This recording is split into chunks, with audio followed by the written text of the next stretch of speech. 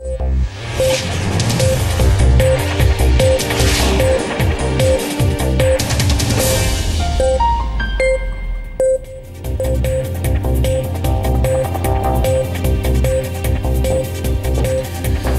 मैं हूं सुधीर चौधरी और डीएनए में आपका स्वागत है। आज एक बहुत दुख भरा दिन है क्योंकि छत्तीसगढ़ के सुकमा में हुए एक नक्सली हमले में सीआरपीएफ के 25 जवान शहीद हो गए हैं। आपको याद दिला दें कि इससे पहले 11 मार्च को भी सुकमा में ही एक और नक्सली हमला हुआ था जिसमें हमारे 12 जवान शहीद हो गए थे। यानी सिर्फ 1.5 महीने में ही 37 जवान शहीद हो चुके हैं। ये दोनों ही हमले उन जवानों पर हुए जो महत्वपूर्ण सड़कों के निर्माण की सुरक्षा में लगे हुए थे। असल में ये हमले सड़कों के निर्माण को रोकने के लिए हो रहे हैं क्योंकि नक्सली ये नहीं चाहते कि उन इलाकों में सड़कें बने। छत्तीसगढ़ में कुछ ऐसे इलाके हैं जहां नक्सलियों का राज चलता है और ये लोग अपनी अघोषित सत्ता चलाते रहने के लिए विकास कार्यों का विरोध करते हैं। नक्सलियों को सड़कें इसलिए अच्छी नहीं लगती क्योंकि सड़कों के जरिए सरकार और पुलिस कभी भी नक्सलियों तक पहुंच सकते हैं।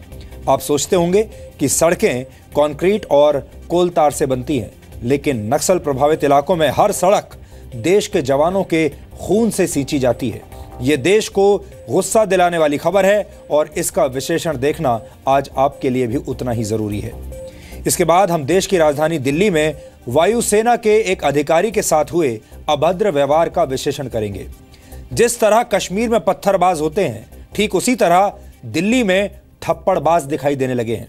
ये लोग जरा सी बात पर राह चलते लोगों की पिटाई करते हैं और कोई कुछ नहीं कर पाता, कोई बीच में बोलता नहीं। दिल्ली में कुछ थप्पड़बाजों ने जरा सी बात पर एक वायुसेना अधिकारी की पिटाई कर दी और उन्हें अपशब्द कहे। ऐसा नहीं है कि यह सब अकेले में हो रहा था, यह सब कुछ खुलेआम सड़क पर हो रहा था और वहां पर अच्छी खासी भीड़ मौजूद थी। लेकिन किसी की इतनी हिम्मत नहीं हुई कि वो इन थप्पड़बाजों को रोक सके और अपने वायुसेना अधिकारी को बचा सके। सारे के सारे देशभक्त तमाशा देखते रहे। सवाल यह है कि 15 अगस्त और 26 जनवरी के दिन भारत माता की जय बोलने वाले लोग परीक्षा की घड़ी में चुप क्यों हो जाते हैं? ये एक समाज के तौर पर भारत को शर्मिंदा करने वाला डीएनए टेस्ट होगा। जम्मू कश्मीर के मुख्यमंत्री महबूबा मुफ्ती आज कश्मीर घाटी की बिगड़ती स्थिति को लेकर प्रधानमंत्री नरेंद्र मोदी और गृह मंत्री राजनाथ सिंह से मिली। उनका राजनीतिक मन बातचीत और कार्रवाई के बीच झूल रहा था। उन्होंने अगले 2 से 3 महीनों में हालात सुधरने की उम्मीद तो जताई है, लेकिन यह नहीं बताया कि वो पत्थरबाजों से कैसे निपटेंगी। और जिस वक्त महबूबा मुफ्ती दिल्ली में अपनी मीटिंग्स में व्यस्त थीं, उसी वक्त श्रीनगर में अलग अलग इलाकों से पथराव की खबरें आ रही थी। एक हफ्ते की छुट्टी के बाद आज कश्मीर में स्कूल और कॉलेज खुले थे, लेकिन वहां पढ़ाई की जगह पत्थरबाजी शुरू हो गई और छात्रों के हाथों में पेन के बदले पत्थर आ गए। यह बहुत खतरनाक ट्रेंड है और इस पर भी बात करना जरूरी है क्योंकि पत्थरबाजी और देश विरोधी नारेबाजी के माहौल में बातचीत और गोलमेज सम्मेलन नहीं हो सकते। लेकिन सबसे पहले आज की तमाम बड़ी खबरें नॉनस्टॉप न्यूज में। छत्तीसगढ़ के सुकमा में बड़ा नक्सली हमला हुआ है। इस हमले में 25 जवान शहीद हो गए जबकि 6 जवान अब तक लापता हैं। 300 से ज्यादा नक्सलियों ने सीआरपीएफ की रोड ओपनिंग पार्टी पर हमला किया। हमला करने वालों में ज्यादातर महिलाएं थीं। नक्सली सीआरपीएफ जवानों के हथियार भी लूट कर ले गए। घायल जवानों को इलाज के लिए हेलीकॉप्टर से सुकमा से रायपुर लाया गया है। हेलीकॉप्टर में उठा के लेके आए इधर। मेरे भी चोट लगी कमर में और घुटने में। मशीन गन मेरे कमर में लग गया, बहुत ज्यादा दर्द हो रहा मेरे में। पिछले 1.5 महीने में छत्तीसगढ़ में ये दूसरा बड़ा नक्सली हमला है। हमले के बाद हालात का जायजा लेने के लिए सीआरपीएफ के डीजी और गृह राज्य मंत्री हंसराज अहीर सुकमा के लिए रवाना हो गए हैं। केंद्रीय गृह मंत्री राजनाथ सिंह भी कल सुकमा जाएंगे। विकास कार्यों में वो बाधा पैदा कर रहे हैं नक्सली, इसमें कहीं दो मत नहीं है। बहुत ही विडंबना है कि हमारी सरकार, हमारे प्रधानमंत्री जिन गरीबों तक हर सुविधाएं पहुंचाना चाहते हैं, उन सुविधाओं से उन गरीबों को वंचित करने की यह कोशिश है माओवादियों की। हमले के बाद केंद्रीय गृह सचिव ने एडिशनल सेक्रेटरी और जॉइंट सेक्रेटरी के साथ इमरजेंसी बैठक भी की। गृह सचिव ने पीएमओ को भी हमले से जुड़ी जानकारी दी। प्रधानमंत्री नरेंद्र मोदी ने सुकमा में हुए नक्सली हमले की कड़ी निंदा की है। पीएम ने कहा है कि नक्सलियों ने कायरता दिखाई है। उन्होंने जवानों के बलिदान को सलाम करते हुए कहा कि उनकी शहादत बेकार नहीं जाएगी। राष्ट्रपति ने भी जवानों की शहादत पर दुख जताया है। वहीं केंद्रीय मंत्री वेंकैया नायडू ने कहा है कि लोकतंत्र में हिंसा की कोई जगह नहीं है। Deeply pained over the loss of our brave hearts during an encounter with the Naxalites at Sukma in Chhattisgarh. These sacrifices shall not be in vain. Congress उपाध्यक्ष राहुल गांधी ने भी सीआरपीएफ जवानों की शहादत को सलाम किया। वहीं सिक्योरिटी एक्सपर्ट्स के मुताबिक इस नक्सली हमले की वजह लोकल इंटेलिजेंस की नाकामी है। हो सकता है ये लोकल इंटेलिजेंस का फेलियर हो, उस फेलियर को कवर अप किया जा सकता है अगर आप ट्रुप्स प्रॉपर तरीके से अपनी पोस्टों से निकलें और पूरा एरिया कवर करते हुए निकलें। केंद्र ने जम्मू कश्मीर सरकार को पत्थरबाजों से सख्ती से निपटने के लिए कहा है। सूत्रों के मुताबिक राज्य की सीएम महबूबा मुफ्ती के साथ बैठक में गृह मंत्री राजनाथ सिंह और पीएम नरेंद्र मोदी ने साफ कहा कि घाटी में हालात जल्द से जल्द सामान्य करने की कोशिश की जाए। बैठक के बाद महबूबा मुफ्ती ने दावा किया है कि 2 से 3 महीने में राज्य में हालात सुधर जाएंगे। महबूबा ने जम्मू कश्मीर की हालत में बेहतरी के लिए पूर्व प्रधानमंत्री अटल बिहारी वाजपेयी के बताए फॉर्मूले पर अलगाववादियों से बातचीत की वकालत की। हालांकि उन्होंने ये भी कहा कि पत्थरबाजी और आतंक के माहौल में बातचीत नहीं हो सकती। हमें जहां पर वाजपेयी जी छोड़ गए थे वहीं से इसको आगे ले जाना पड़ेगा, नहीं तो जम्मू कश्मीर की हालत जो है वो सुधरने का कोई चांस नहीं है। गृह मंत्री के साथ महबूबा की बातचीत के दौरान बीजेपी नेता राम माधव भी मौजूद थे। राम माधव ने पीडीपी के साथ मतभेद से इनकार किया। राज्य सरकार को आगे 1-2 महीने के अंदर परिस्थिति में इम्प्रूवमेंट लाने के लिए विशेष ध्यान देकर प्रयास करना चाहिए। केंद्र से जिस प्रकार की सहयोग की आवश्यकता है वो सारा सहयोग देने के लिए सेंट्रल गवर्नमेंट तैयार है। जम्मू कश्मीर के श्रीनगर में 1 हफ्ते बाद स्कूल और कॉलेज खुलते ही पत्थरबाजी शुरू हो गई। श्रीनगर के लाल चौक पर एक स्कूल के छात्रों ने सुरक्षा बलों के जवानों पर पत्थरबाजी की। पास के एक महिला कॉलेज की लड़कियों ने भी पत्थरबाज छात्रों का साथ दिया और भारत के विरोध में नारेबाजी की। कुछ ही देर में यह हंगामा आसपास के इलाकों तक फैल गया। पत्थरबाजों के हमले में 15 पुलिस वाले घायल हो गए। इनमें से 3 सीनियर अफसर हैं।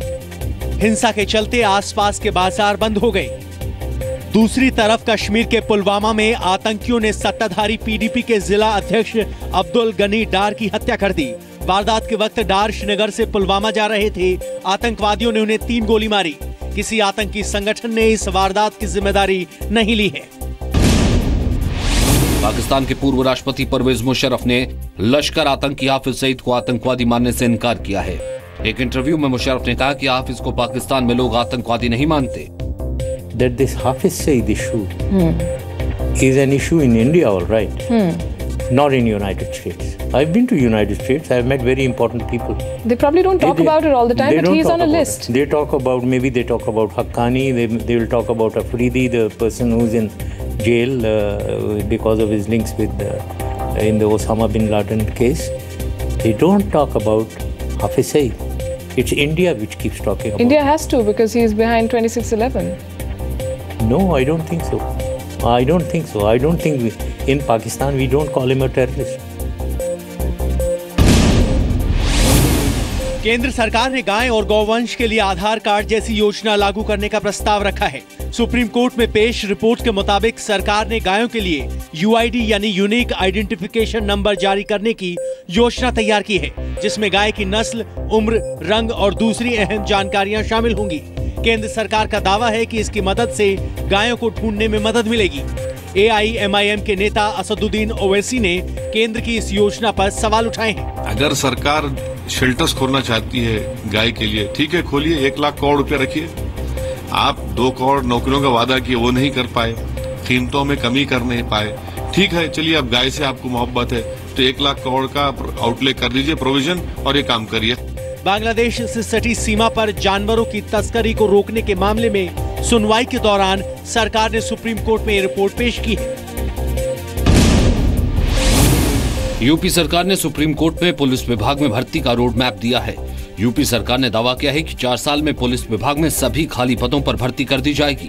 यूपी सरकार हर साल 3200 सब इंस्पेक्टर और 30,000 सिपाहियों की भर्ती करेगी, यानी 4 साल में करीब 1,33,000 भर्तियां पुलिस विभाग में की जाएंगी। सुप्रीम कोर्ट ने कहा है कि अगर टाइमलाइन का पालन नहीं हुआ तो अधिकारी जिम्मेदार होंगे। हर साल भर्ती शुरू होने से लेकर रिजल्ट घोषित होने तक पुलिस भर्ती बोर्ड के चेयरमैन को बदला नहीं जाएगा। यूपी के सीएम योगी आदित्यनाथ ने राज्य के सभी जिलों को बराबर बिजली दिए जाने का वादा किया। उन्होंने ये भी कहा कि जिस गांव में बिजली चोरी नहीं होगी वहां 24 घंटे बिजली दी जाएगी।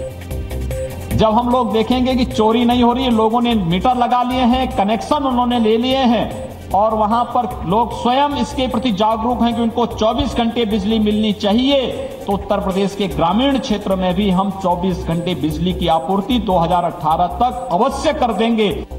सीएम योगी ने ये साफ किया है कि राज्य में पंचायतों के खाते सीज नहीं किए जाएंगे। योगी ने ट्रांसफार्मर के लिए जल्द ही हेल्पलाइन नंबर जारी करने का ऐलान भी किया।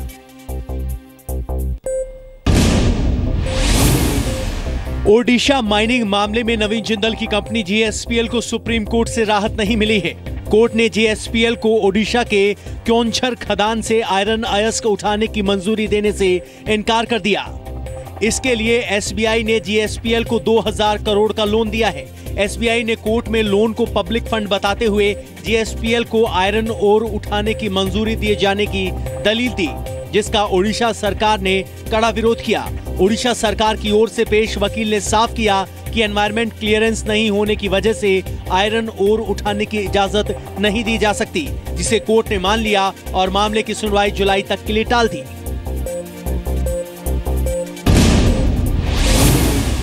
सुप्रीम कोर्ट से रियल एस्टेट कंपनी यूनिटेक को बड़ा झटका लगा है। कोर्ट ने 8 मई तक कंपनी को गुरुग्राम की विस्टा सोसाइटी मामले में ब्याज जमा करने का आदेश दिया है। ऐसा नहीं करने पर यूनिटेक की संपत्ति जब्त की जा सकती है। मामले की अगली सुनवाई 8 मई को होगी। सुप्रीम कोर्ट ने इसी साल 20 फरवरी को यूनिटेक को खरीदारों से वसूली गई रकम पर 14% के हिसाब से ब्याज जमा करने को कहा था। ब्याज 1 जनवरी 2010 से लागू होना है। विस्टा सोसाइटी में 39 लोगों ने फ्लैट खरीदे थे, जिनकी कीमत 16 करोड़ 55 लाख रुपए थी। यूनिटेक ने 2012 तक फ्लैट तैयार करने का वायदा किया था, जो कंपनी ने पूरा नहीं किया। हैदराबाद में व्हाट्सएप पर ट्रिपल तलाक का मामला सामने आया है। हैदराबाद की सुमैना शर्फी का आरोप है कि उनके पति ने दुबई से उनके जन्मदिन पर ट्रिपल तलाक का मैसेज भेज दिया।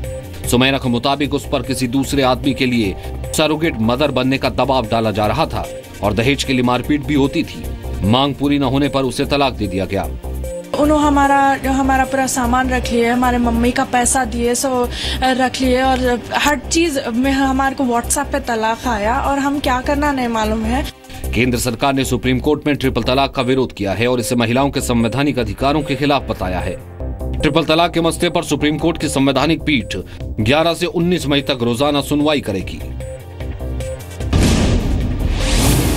एक विशेष अदालत ने गैंगस्टर छोटा राजन और 3 अन्य लोगों को फर्जी पासपोर्ट रखने के मामले में आज दोषी करार दिया। छोटा राजन तिहाड़ जेल में बंद है, जबकि बाकी मुजरिम जमानत पर बाहर थे। अदालत का फैसला सुनाए जाने के बाद इन तीनों को हिरासत में ले लिया गया है। छोटा राजन को 3 सरकारी अधिकारियों की मदद से मोहन कुमार के नाम से फर्जी पासपोर्ट बनवाने का दोषी पाया गया। लखनऊ समेत देश के 6 एयरपोर्ट से सफर करने वाले यात्रियों को आज से 30 अप्रैल तक हैंड बैगेज पर टैग लगाने से छूट मिलेगी। ये ट्रायल लखनऊ एयरपोर्ट के अलावा चेन्नई, पटना, गुवाहाटी, तिरुवनंतपुरम और जयपुर हवाई अड्डों पर भी होगा। ट्रायल कामयाब होने पर इस सिस्टम को खत्म करने पर फैसला लिया जाएगा। सीआईएसएफ इस व्यवस्था को पहले ही दिल्ली, मुंबई, कोच्चि और बेंगलुरु समेत 7 हवाई अड्डों पर आजमा चुकी है।